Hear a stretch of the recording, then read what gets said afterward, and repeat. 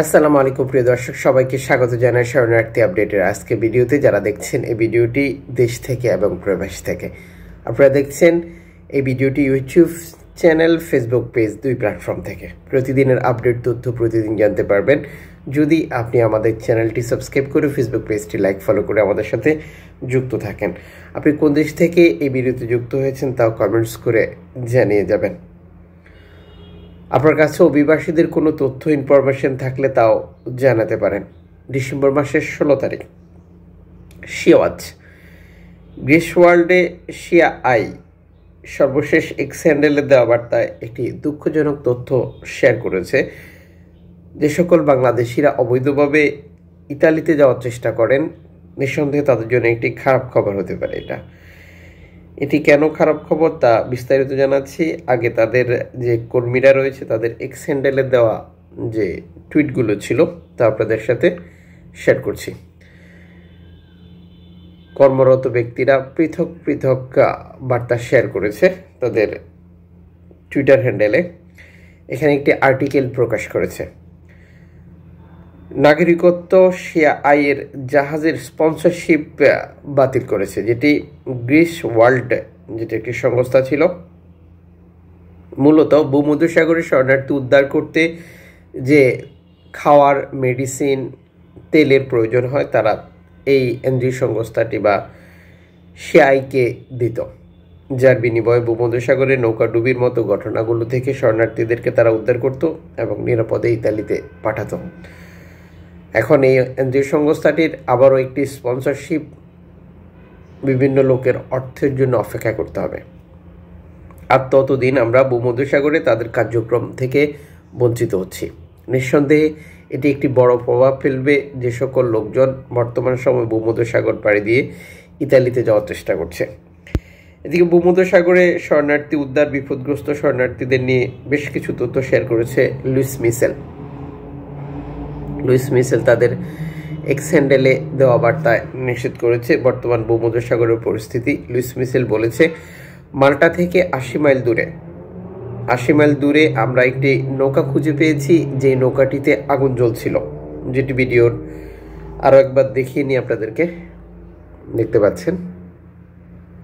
এটা মাল্টার উপকূল থেকে 80 মাইল দূরে, যেটি ভূমধ্যসাগরে নৌকাটিতে আগুন জ্বলছে। মাল্টা কর্তৃপক্ষ না কে আগুন লাগিয়েছে এই ব্যাপারে কোনো তথ্য দিতে পারেনি এনজিও সংস্থাটি। তারা বলেছে, আমরা যখন বিপদগ্রস্ত নৌকার অনুসন্ধান করছিলাম, যেখানে আমাদের কাছে তথ্য ছিল, অ্যালামফোন রেডিও টেকনোলজি বলেছিল 2টি নৌকা এই অঞ্চলে বিপদে রয়েছে। তখন আমরা এই নৌকাগুলো উদ্ধার করার জন্য সেখানে যাই এবং সেখানে গিয়ে আমরা দেখতে পাই একটি নৌকা অর্ধেক ডুবে গেছে।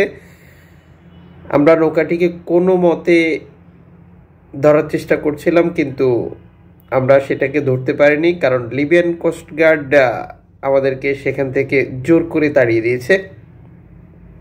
তার মানে এতে করে একবার স্পষ্ট হয়ে গেছে যে অ্যালামফোন রেডিও টেকনোলজি যে শরণার্থীদের তথ্য দিয়েছিল, সেই নৌকাগুলো অ্যালামফোন রেডিও টেকনোলজির তথ্য অনুসারে যাওয়ার পরও আমরা সেখানে পাইনি। এর মানে এটা স্পষ্ট হয়ে গেছে যে লিবিয়ান কোস্টগার্ড হয়তো নৌকা ডুবিয়ে দিয়েছে, আর না হয় নৌকা শরণার্থীদেরকে ধরে নিয়ে গেছে। এনজিও সংস্থাটি দুঃখ প্রকাশ করেছে, আমরা এর তীব্র নিন্দা জানাচ্ছি। ইতালির টাকা দিয়ে লিবিয়ান কোস্টগার্ড এভাবে ভূমধ্যসাগরে অভিবাসীদের সাথে আচরণ করে থাকে। যদিও এখানে যে ব্যাপারটা গুরুত্বপূর্ণ, মাল্টা উপকূল থেকে 80 মাইল দূরে, তার মানে এটি মাল্টা সমুদ্রের কাছে অথবা আন্তর্জাতিক সমুদ্র সীমানা, এখানে লিবিয়ান কোস্টগার্ডের সীমানা নয়। এরপরেও মাল্টার সহযোগিতা নিয়ে মূলত লিবিয়ান কোস্টগার্ড এই কাজটি করেছে, যা আমরা অতীতের অভিজ্ঞতা থেকে বলছি। এদিকে সর্বশেষ এক্স হ্যান্ডেলে দেওয়া বার্তায় জিব্রান্টস কর্তৃপক্ষ নিশ্চিত করেছে জিব্রান্টসের উদ্ধারকৃত শরণার্থী এবং বর্তমান ভূমধ্যসাগরে তাদের অবস্থান। এখানে জিব্রান্টস নিশ্চিত করেছে, আমরা যে শরণার্থীদেরকে উদ্ধার করেছি তাদেরকে ভূমধ্যসাগর থেকে ইতালিতে নামার জন্য ইতালি সরকারের কাছে আমরা প্রার্থনা জানিয়েছি, কিন্তু এখন পর্যন্ত আমরা কোনো ধরনের শরণার্থী নামানো বা কোনো বন্দর শনাক্ত করতে পারিনি, যেটি সত্যি দুঃখজনক। যখন ভূমধ্যসাগরে একটি নৌকা বিপদে পড়ে এবং তার শরণার্থীদেরকে আমরা উদ্ধার করি, সেই শরণার্থীরা অলরেডি বেশ কিছুদিন লিবিয়াতে নানা ধরনের অত্যাচারের শিকার হয়ে আসা এবং ভূমধ্যসাগরে কয়েকদিন থাকতে থাকতে মানসিকভাবে ভারসাম্যহীন অসুস্থ হয়ে যাওয়ার মতো আরও নানান ঘটনা ঘটে। এরপরে যখন কর্তৃপক্ষ তাদেরকে নামাতে লেট করে বা দূরের কোনো বন্দর নির্ধারণ করে দেয়, যা একজন অভিবাসীর জন্য নতুন করে মানসিক চাপের সৃষ্টি করে। এদিকে ওশান ভাইকিংস সর্বশেষ এক্স হ্যান্ডেলে দেওয়া বার্তায় নিশ্চিত করেছে একটি ডুবতে যাওয়া নৌকার সন্ধান পেয়েছিল তারা গতকাল ভূমধ্যসাগরে। ওশান ভাইকিংস এই বার্তায় নিশ্চিত করেছে, আমরা একটি প্লাস্টিকের নৌকা খুঁজে পেয়েছি যেটি 3 দিন থেকেই এই অঞ্চলটিতে অবস্থান করছিল।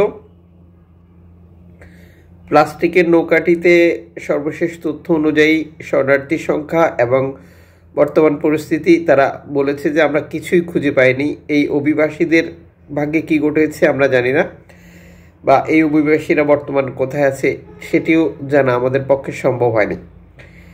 এখানে লিবিয়ান কোস্টগার্ডের বেশ কিছু তথ্য উঠে এসেছে। আবারও লিবিয়ান কোস্টগার্ড সাধারণত এই অঞ্চলটিতে এ ধরনের কার্যক্রম পরিচালনা করে।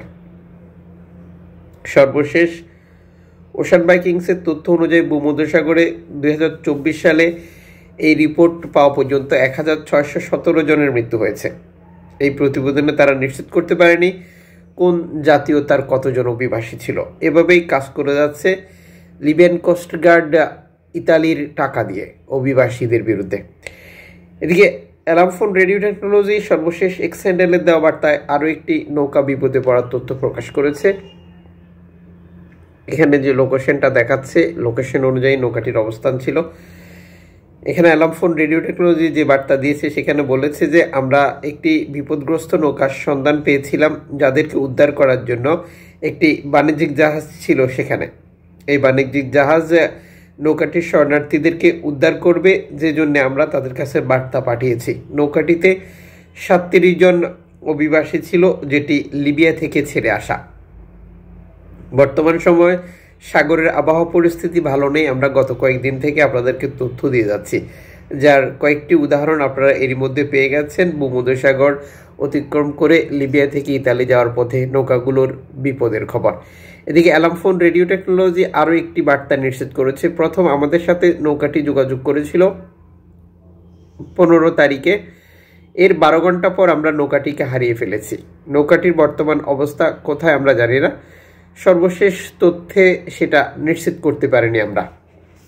এদিকে তিউনিসের উপকূলে আরও একটি নৌকা নিখোঁজের তথ্য প্রকাশ করেছে অ্যালামফোন রেডিও টেকনোলজি। এই নৌকাটিতে 47 জন শরণার্থী ছিল বলে নিশ্চিত করেছে, যেটা তিউনিসের উপকূলে বিপদে পড়ার তথ্য।